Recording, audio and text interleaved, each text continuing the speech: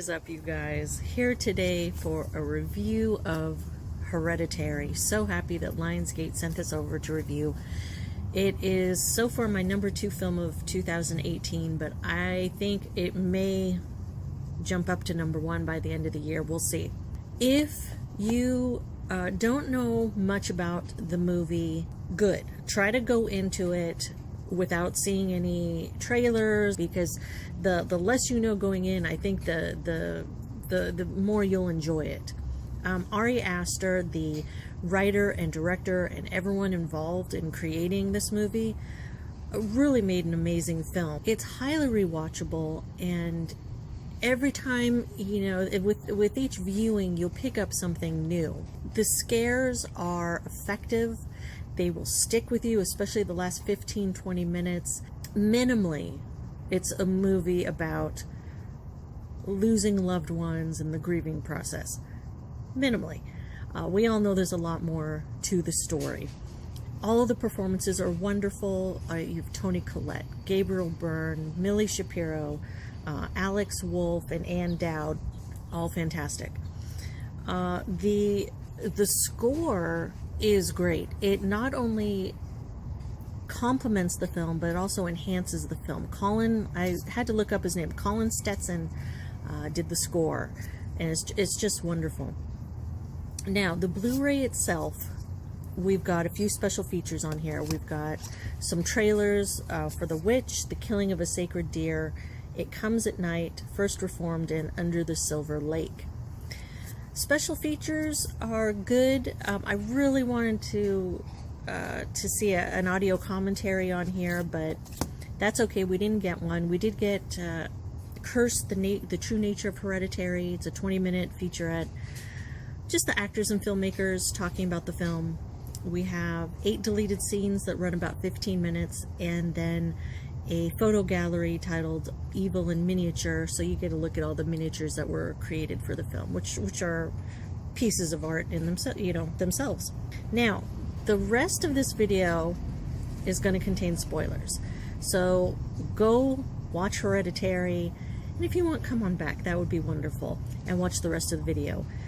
But for now, for everyone that's jumping off right now, thank you for watching. Look for Hereditary this Tuesday, September, what's this Tuesday? The 4th, from Lionsgate. Definitely check it out. Now, for everyone that's sticking around for the spoilers, how amazingly batshit crazy is this film? For real. Now, if you remember in the first classroom scene, one of the students had said they're all pawns in this horrible, hopeless machine. And that's it. Like, the Graham family, they truly are pawns in this whole thing, all of them. And it makes you wonder, like, did any of them ever have a chance? Because I think the grandma set it up. She wouldn't be able to pass on the evil spirit to her husband, and she wasn't able to pass it on to her son. It had to go down to her daughter's family. And I think they were doomed right there. The scares were so effective. We had one jump scare when Toni Collette came out of the corner. I don't know what that bird is. But otherwise, it was the kind of the hiding in plain sight scares that were amazing. When I saw it in the theater with my friend, you know, at the first time Toni Collette's kind of hanging on the ceiling, I'm like, look, that's her in the corner hanging on. It's wonderful, because you just don't know what's going to happen. Is she going to jump down? What's she going to do? And I think it made it even creepier that she just kind of fluttered away in the background. And then also all the naked people that were surrounding the Graham house at the end. I was like, am I seeing that right? Are there naked people surrounding that house? So creepy, just thinking that not only are there people hanging out at this house, but there's naked people hanging around just the outside of the house, creeping around. Ugh, God. One thing that really stuck out for me these last 2 viewings, because I've already seen it like 3 times on Blu-ray, was the use of color on the clothing, on objects, the ambient light. It really, like, each color seemed to represent something. Now, I may be totally cuckoo crazy on this, but what I noticed was blue represented someone or something that's being used or is a pawn in this whole game. Like, for example, the when a character was predominantly wearing blue, or like Charlie's coffin was blue, they could have gone with any color for her coffin, but they went with blue, and to me that kind of represents she truly was, just a big pawn in this. Whereas red, I feel, represented who or what has the power in a particular scene, whether it be the clothing, like Ann Dowd's character Joni. She towards the later scenes, she would wear like a brighter red shirt, kind of signifying that she had the power in those scenes. She had the upper hand. Toni Collette only wore red once or twice, and once in the beginning, I know for sure. And then when she was laying in the treehouse after Charlie died, and there were the bright red heat lamps, one at her head, one at her feet. That kind of, to me, signified that, hey, this treehouse, what it represents is, are you shitting me? Is evil, and it's coming at her from both ends, from head to toe. She's doomed. She really is. And then the golds, the yellows, and the oranges, the represented, the cult or the evil forces at play. You had Charlie's sweatshirt. The grandma in the beginning, I believe, was wearing more of a yellowish color.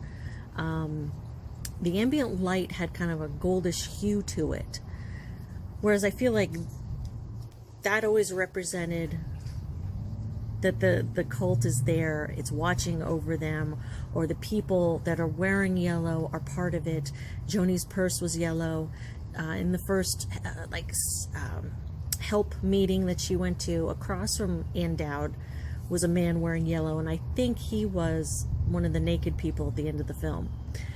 So I think that's kind of how you could pick out those people. But like I said, I could be nuts on this. But it's so much fun kind of going through the movie on Blu-ray and picking up those little things here and there. And one of the things I love is on YouTube, watching other people's videos regarding the film, hearing their thoughts, what they believed things were representing. Like one thing was, I heard someone say, was the candies that Charlie was eating on her desk when she was making one of her little figurines. I knew she was eating a candy of some sort, but if you look closer, it looks like they're peanut M&Ms, which she shouldn't be eating, and they weren't affecting her. So it makes you wonder, does she even have a peanut allergy, or is it just kind of the evil forces at play there that kind of flare her up in the throat?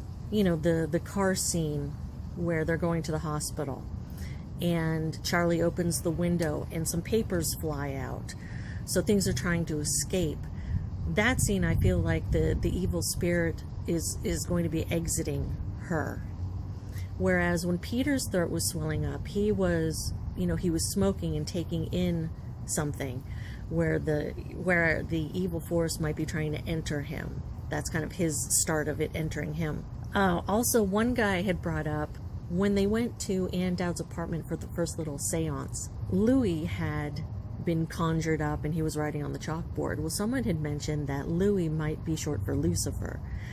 And once I heard that, I was like, oh my goodness, that's nuts. That's crazy. So it's, it's things like that. So if you have any theories or picked up little things in the movie, I would love to hear it, for reals. So that's about it for Hereditary. Now, Lionsgate not only sent me one copy, they accidentally sent me a second copy. So that means the brand new one, obviously, is going to be given away as a prize. So all you have to do to enter is leave a comment down below. If you've seen Hereditary, what are your thoughts on it? And if you haven't seen it, are you planning on seeing it? Even if you didn't like the film, I just want to hear your thoughts on it, like why you liked it, why you didn't like it. And then you'll be entered, and I'll pick the winner either Monday or Tuesday and post who won the copy. Seriously, if you haven't seen it yet, go see it. It's so good. And if you have seen it, man, let me know what you guys thought. But that's about it. I hope you guys are doing well, and I will catch you next time.